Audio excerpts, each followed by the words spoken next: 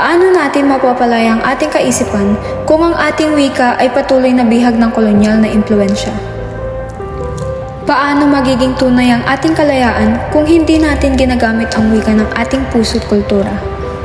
Ang wikang mapagpalaya, hindi ba't ito ang susi sa ating kolektibong paglaya? Sa gitna ng mga hamon ng ating panahon, hindi ba't oras na upang yakapin at gamitin ang wikang magbubukas ng pintuan tungo sa mas makatarungan at makataong lipunan?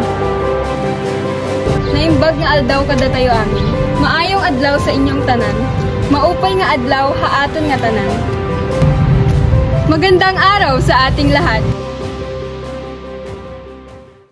Handa ka na bang tuklasin ang kapangyarihan ng wika?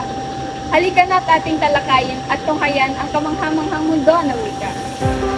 Ang wika ay masistemang balangkas ng sinasalitang tunog na pinili at isinaayos sa paraang arbitraryo upang magamit ng mga taong kabilang sa iisang kultura.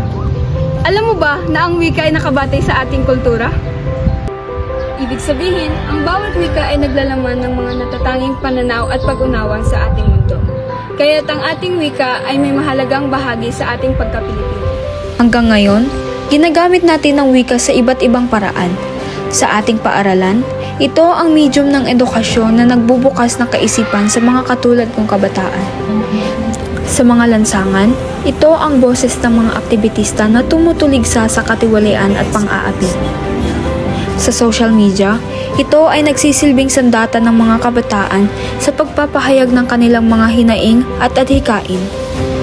Ang wika ang nagiging daluyan ng pag-asa at pagbabago, tagapagbukas ng dialogo para sa isang makatarungan at maunlad na lipunan. Ang tema ng ating panahon ay malinaw, ang muling pagbuhay at pagpapalakas ng wikang mapagpalaya. Dapat nating tagilikin ang ating sariling wika, hindi lamang sa paraan ng komunikasyon, kundi bilang isang simbolo ng ating kalayaan at ating pagkakakilanlan. Sa bawat akda, sa bawat talumpati at sa bawat dialogo na nagaganap sa wikang ito, binubuhay natin ang diwa ng isang bansang may sariling tinig, isang bansang malaya.